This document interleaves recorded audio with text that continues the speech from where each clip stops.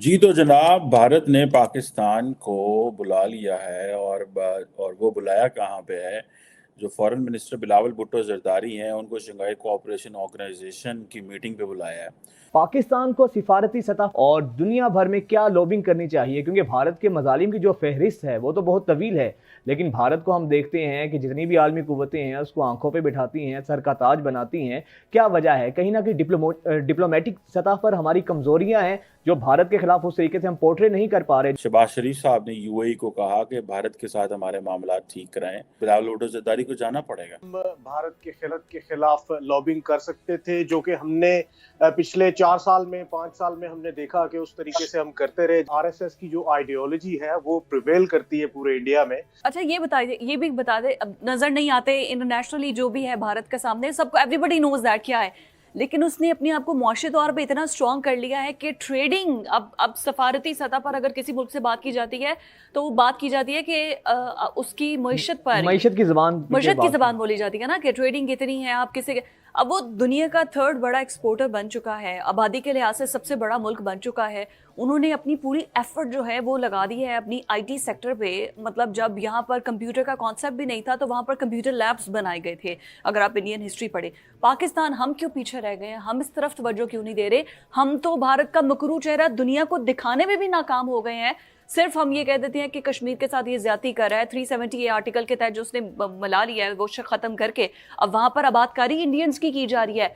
हम डिप्लोमेटिक में इतने नैले हैं कि हम कुछ भारत का मकरू चेहरा दुनिया को बता ही नहीं सकते, दिखा ही नहीं सकते, या दुनिया is not ready, world is not ready कि वो कंडेम कर सके इंडिया को कि आप ये सब कुछ क्या कर रहे हैं। फिजा, देखिए, जो सबसे बड़ा मसला है वो ये है कि भारत एक बड़ी इकोनॉमी है आज के दिन में। उसकी चंद वजूहात है। सिस्टमेटिकली भारत को खुद से बड़ा किया गया, भारत की इकोनॉमी को भी खुद से ही बड़ा किया गया। उसकी वजह यह है कि हमें नजर आता है कि ईस्ट चाइना सी में तो अमेरिकन ने ऑलरेडी से चेकमेट किया हुआ था चाइना को, लेकिन साउथ चाइना सी में चेकमेट करने के लिए फिर हमें नजर आता है ऑकस की शक्ल में अमेरिका और साथ में क्वाड की शक्ल में अमेरिका नजर आता है। और ऑब्वियसली अगर देखा जाए तो पॉपुलेशन के हवाले से चाइना के मद्दे मुकाबिल भारत को खड़ा करना मकसूद था। इसीलिए आप देख सकती हैं कि उनकी इकोनॉमी बेहतर करने के लिए भी हमें क्या नजर आया कि आईटी में एक अचानक से बूम आया। एक तो वजह यह है एक्सटर्नल, लेकिन इंटरनली भी अगर हम देखें तो हम भी ये बूम हासिल कर सकते थे। लेकिन हमारे यहाँ जब भी किसी जवान से पूछें कि आईटी कंपनीज क्यों परसिस्ट नहीं करती उस तरीके से पाकिस्तान में, तो उसका वो मुझे तो ये कहने को सुनने को मिलता है कि वो कहते हैं कि हमारे यहाँ वन विंडो ऑपरेशंस नहीं है, नंबर 1, नंबर 2 फ्ला एनओसी फ्ला एनओसी फ्ला एनओसी वो जाके ढूंढते फिरें।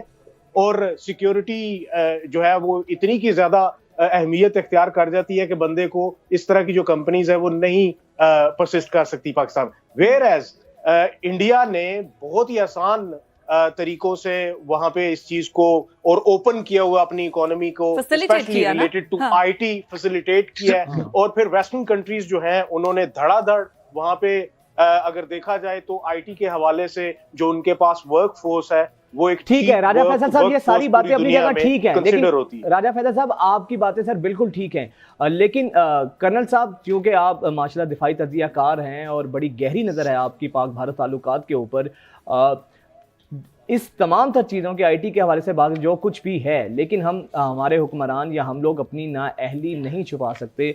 आज भारत कहाँ निकल गया मुआशी तौर पर, हम वहीं के वहीं खड़े हैं। एक माकूस का सफ़र है जो जारी है, एक दायरे का सफ़र है। कर्नल साहब, अब आपको क्या लगता है किस तरीके से पाक भारत ताल्लुकात बेहतर हो सकते हैं? शंघाई ताउन इजलास क्या इसकी कड़ी बन सकता है? क्या ये इजलास दोनों ममालिक को करीब लाने में अपना कोई किरदार अदा कर सकता है?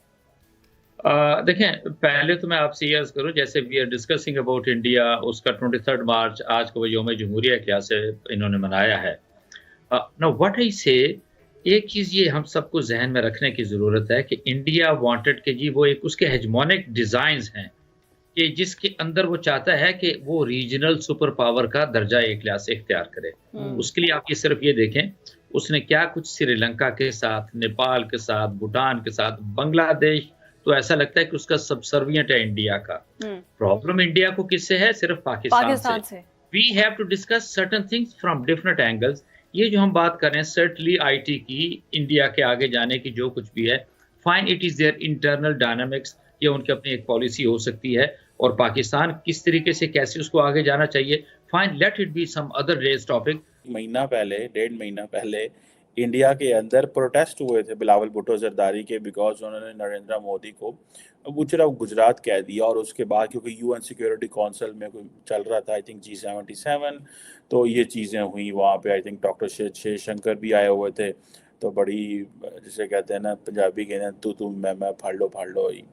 और अब ये जो इनविटेशन है, जारी बात है, इंडियन जो एक्सटर्नल अफेयर्स मिनिस्ट्री है उनकी तरफ से है, और सुनने में आया कि जो इंडियन हाई कमीशन इस्लामाबाद है उन्होंने इसको ये दिया है। और मेरा ख्याल है कि इस साल की कुछ 4 या 5 मई जो है वो होगी। अभी बड़ा वो क्या लफ्ज़ है, दिल्ली दूर many slip between cup and lip, वो ये वाली कहानी है। लेकिन उस वक्त तक बिलावल भुट्टो जरदारी का यहाँ पाकिस्तान में क्या बनना है मुझे तो यही समझ नहीं, क्योंकि यहाँ पे इंटरनली सिचुएशन बड़ी जो है वो डेलिकेट है, और मामलात जो है ना वो आउट ऑफ कंट्रोल हुए हैं पॉलिटिकली एंड अदरवाइज। लेकिन ये एक मैं समझता हूँ कि अगर बिलावल भुट्टो जरदारी जो हैं, मैं उनको एक स्मार्ट पर्सन समझता हूँ, और उनके वालिद जो हैं वो स्मार्ट आदमी हैं। वो मेरी अंडरस्टैंडिंग ये है कि वो इंडिया जाएंगे। एक तो मल्टीलैटरल फोरम है, दूसरा like SAARC he will not like to host make SCO hostage नहीं बनने देंगे। बाकी ममालिक भी, इस पर सारी बात है, चाइना जो कि मेन सपोर्टर था पाकिस्तान का SCO में लाने का, वो भी सारी बात है इसमें अनॉय होगा। तो मुझे नहीं लगता कि ये चीज़ जो है वो कोई होगी। लेकिन ये एक डेवलपमेंट तो है। अगर वहाँ पे डॉक्टर जयशंकर की और बिलावल की बायलैटरल मुलाकात होती है या नहीं होती, ये एक अलग कहानी है। लेकिन मेरा ख्याल है कि ये बायलैटरल मुलाकात जो है होनी चाहिए। ये कर्टसी इंडिया को और डॉक्टर जयशंकर को शो करनी चाहिए कि अगर वो बाकी तमाम लीडर से बायलैटरल मुलाकातें करते हैं, अगर वो करते हैं, तो उन्हें बिलावल भुट्टो जरदारी के साथ भी बैठ के बात करनी चाहिए। और मेरा ख्याल है डॉक्टर जयशंकर बड़ा पढ़ा लिखा मंझा हुआ डिप्लोमेट है, पूरी ज़िंदगी उन्होंने इसी काम में गुजारी है, तो उनको अंडरस्टैंडिंग है कि क्या बात करनी है। बिलावल ने भी इतना लंबा चौड़ा एक्सपीरियंस तो नहीं है फॉरेन पॉलिसी में, लेकिन he is a smart guy, because उसके पीछे काफ़ी ताकतें लगी हुई हैं जो उसको एक अच्छा फॉरेन मिनिस्टर बनाना चाहती हैं या इस तरह लगी हुई हैं। लेकिन जो सबसे बड़ी तकलीफ की बात ये है पाकिस्तान में, वो ये है कि भाई इंटरनेशनल मॉनेटरी फंड जो है वो हम पे ज़्यादा प्रेशर डाल रहा है। पाकिस्तान जो है वो चाइनीज़ कमर्शियल बैंकों को $500 मिलियन दे रहा है। और अब ये जो जिसे आप कहते हैं ना कि जो फॉरेन एक्सचेंज रिजर्व है वो $4 बिलियन से भी कम हो गए हैं। ठीक है जी। और अब लेकिन ये समझ नहीं आ रही कि चीनी ऐसे क्यों कर रहे हैं। और गवर्नमेंट जो है वो $500 मिलियन का लोन जो है वो चाइनीज़ कमर्शियल बैंकों का दे रहा है। चाइनीज़ ठीक है, कमर्शियल बैंक और होते हैं, सरकार और होती है, इस चीज़ का तो अंदाज़ा है। लेकिन इस सारे एपिसोड में there is no news from China. That is what that annoys me personally.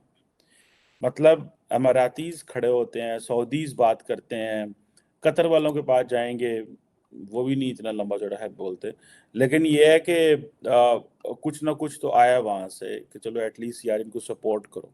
लेकिन ये जो चीज़ है कि 500 मिलियन की कमर्शियल बैंकों के लोन है, अब इन चाइना जैसा मुल्क जहाँ पे जैक मा जो है उसको मुल्क से भागना पड़ जाए, जहाँ पे चीज़ें जो हैं वो उनको मैनेज करनी कोई मुश्किल नहीं है, और बैंकों की क्या मजाल है भाई। इन बैंकों को बेसिकली तो गवर्नमेंट ने गारंटी दी होती है ना कि जाएं आप जाके वहाँ पे करें।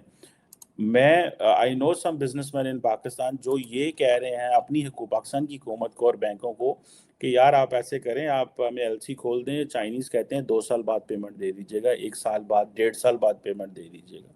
लेकिन हुकूमत पाकिस्तान नहीं खोल रही। तो अगर बाकी जगहों चीज़ों पर रोल ओवर हुई हैं तो ये बैंकों का भी रोल ओवर कर दें, इससे क्या फ़र्क पड़ देगा।